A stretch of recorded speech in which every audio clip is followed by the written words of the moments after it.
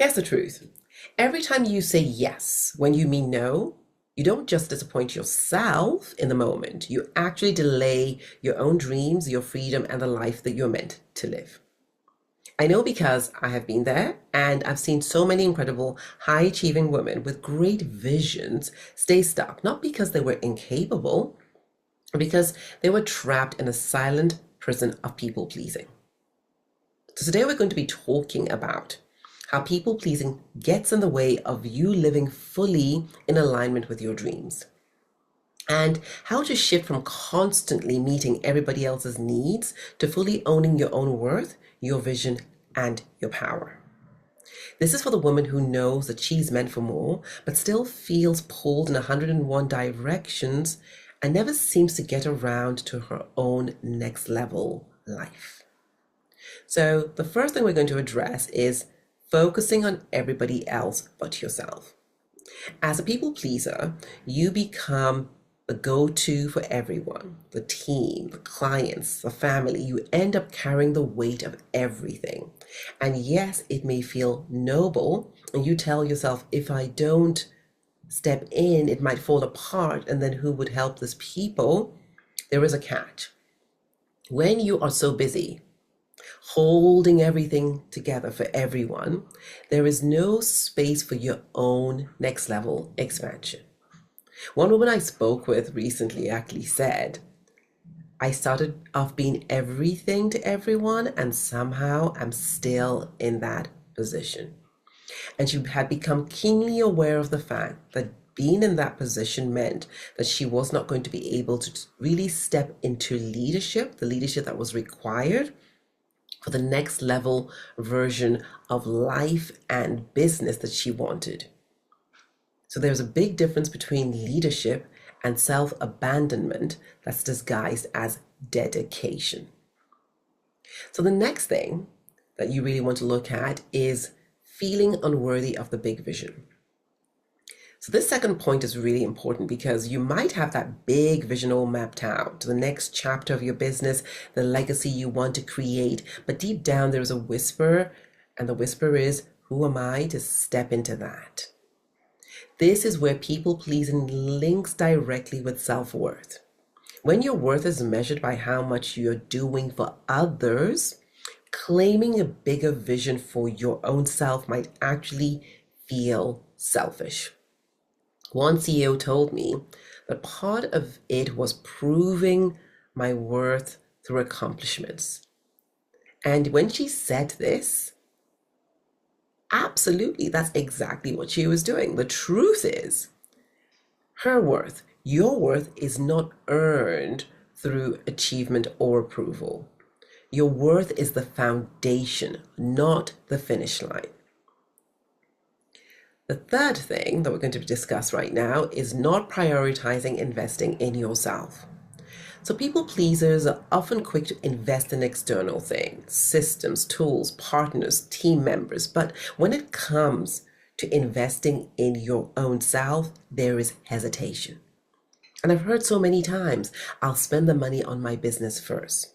Underneath this belief, the business matters more than I do. That's what you're thinking. But your business, your relationships, your impact, they can only grow to the level that you value yourself. If you don't believe you are worth the highest levels of investment, how can you expect the world to value you fully? And this will show up in many ways.